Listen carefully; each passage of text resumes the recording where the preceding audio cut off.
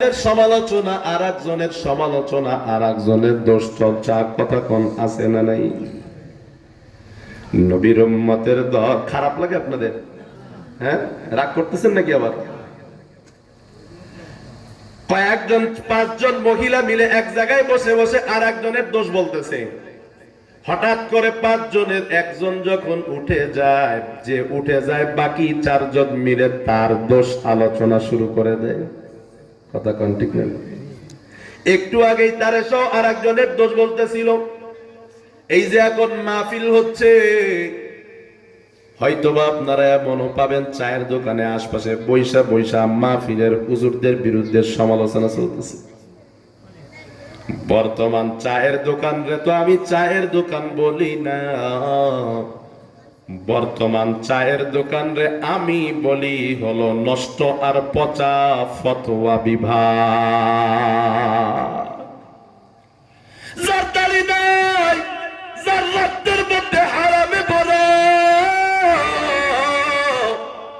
যার বিবি পর্দা করে, যার জীবনটা নেশা করতে করতে পচা গন্ধ বানাইছে, এমন লোকেও বৈশাখ কোরআনের হাফেজ আলেম ওলামা একরামের বিরুদ্ধে, শুধু তাই নয় জগৎ বিখ্যাত বাংলাদেশের শ্রেষ্ঠ শ্রেষ্ঠ আলেমের বিরুদ্ধে চায়ের দোকানে বৈশা বৈশা ফতোয়া দেয় আছে না না?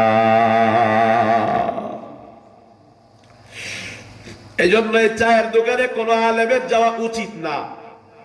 আমি চায়ের দোকানে বসি না। ঢাকার নারায়ণগঞ্জে আমার মহল্লায় মসজিদ মাদ্রাসা মহল্লায় কেউ বলতে পারবে না যে আমারে কোনোদিন চায়ের দোকানে দেখছে।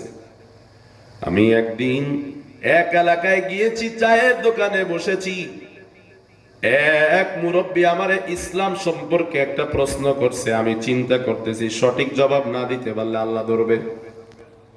আমি কোনটা সঠিক কোনটা বেঠিক ভাবতেছি, হঠাৎ করে আমার সামনে থেকে আর একজন দাঁড়িয়ে আছে, একজন জবাব দিয়া লাইছে। আমি 30 বছর মাদ্রাসায় পড়াও ফতোয়া দিতে ভয় পাই, আর ওই গামজা করে মুহূর্তের মধ্যেই জবাব দিয়ে দেয়। আমি তখন চিন্তা করলাম আশ্চর্য ব্যাপার, আমি মাদ্রাসায় পড়ে এত বছর পরে ফতোয়া দিতে পারি না, সে এত সহজে ফতোয়া দিয়ে দেয়।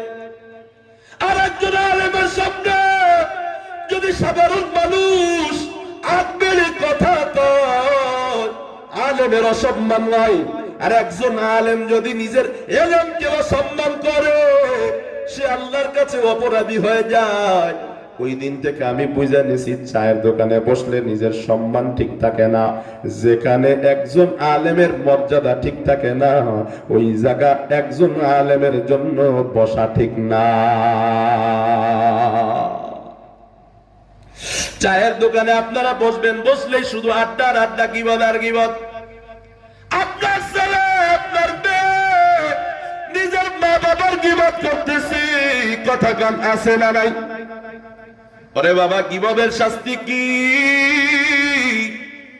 গীবতের শাস্তি হলো মরা বায়ের গোস্ত খাওয়া রে বাবা। গীবতের শাস্তি কি? হযরতে আবু বকর হযরতে ওমর দুইজনে মিলা আল্লাহর রাসূল একটা সফরে পাঠাইছে, একজন খাদেম দিয়া দিছে। আবু বকর কয়, খাদেম রে তুমি খানা রান্না করো, আমরা একটু ঘুম থেকে উঠি। খাদেমেরও ঘুম পায়া গেছে।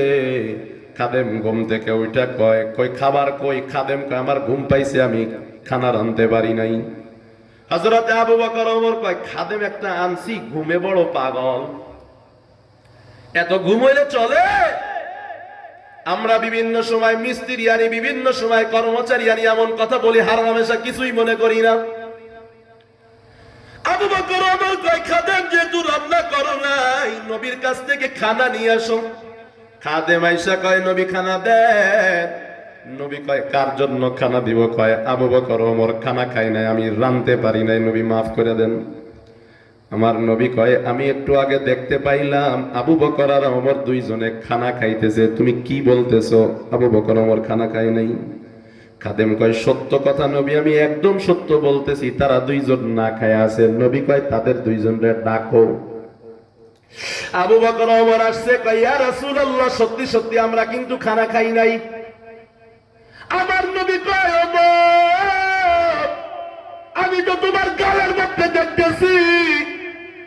শরীরের সাথে গোস্ত লেগে আছে, তুমি কেমনে বলো খানা খাও নাই? হযরত ওমর ভয় পায় কয় নবী ক্ষমা করে দেন, বেয়াদবি মাফ করেন, আমি কেমনে খানা খাইলাম? আমার নবী কয় ওমর রে, ঘুম থেকে ওঠার পর তুমি যে বলছো খাদেম ঘুমের পাগল, খাদেমের টানছি খানা টানা পাকায় না, তুমি যে এই কথাটা বলছো খাদেম তো এটা কষ্ট পাইছে, এই কথাটারে গীবত বলা হয়। আমি তাকায়া তাকায়া দেখছি তুমি যখন এই কথা বলতেছিলা তখন তুমি মরা গোস্ত খাইতেছিলা, এই গোস্ত তোমার দাঁতের মধ্যে লেগে আছে, ওমর সন্দেহ না। এরে নবীর উম্মতের দল রাস্তাঘাটে বাজারে বন্দরে মানুষের আলোচনা ছাড়েন, সেই ওমর কয় আলাইকুম বিযিকরিল্লাহ ফাইন্নাহু শিফাউন ওয়া ইয়াকুম ওয়া যিকরান নাস ফাইন্নাহু দাউন। হযরত ওমর বলে দুনিয়ার মানুষের আলোচনা করবাই না। মনে করেন এক জায়গায় প্রশংসা করতে বসছি যে আমগো ইমাম সাহেব খুব ভালো মানুষ, খুব সুন্দর নামাজ পড়ায়, লেনদেনও ভালো, সবই ভালো, তবে একটু ওই বিষয়টা সমস্যা আছে, নাইলে পারফেক্ট ছিল, 100তে 100 ছিল। কথা কয় হয় না এমন? একজনের প্রশংসা করতেছে করতেছে লাস্টে যায় কয় একটু একটু। আরে বাবা, আল্লাহ মানুষকে ত্রুটিযুক্ত করে বানাইছেন, মানুষের যতই প্রশংসা করতে যাবেন এক পর্যায়ে গিয়া দেখবেন যে মানুষের একটা না একটা ত্রুটি, একটা না একটা দোষ সামনে চলেই আসবে। এজন্য হযরতে ওমর কয় মানুষের আলোচনার ফল লাস্টে গিয়া তার গীবত করা লাগবে, জাহান্নামে যাওয়া লাগবে। আর যদি আল্লাহর আলোচনা করো, আল্লাহ তো কোনো ত্রুটি নাই, আল্লাহর আলোচনা করতে করতে এক সময় তোরা দিলের মধ্যে আমার মাওলার ভালোবাসা জন্ম নিবে।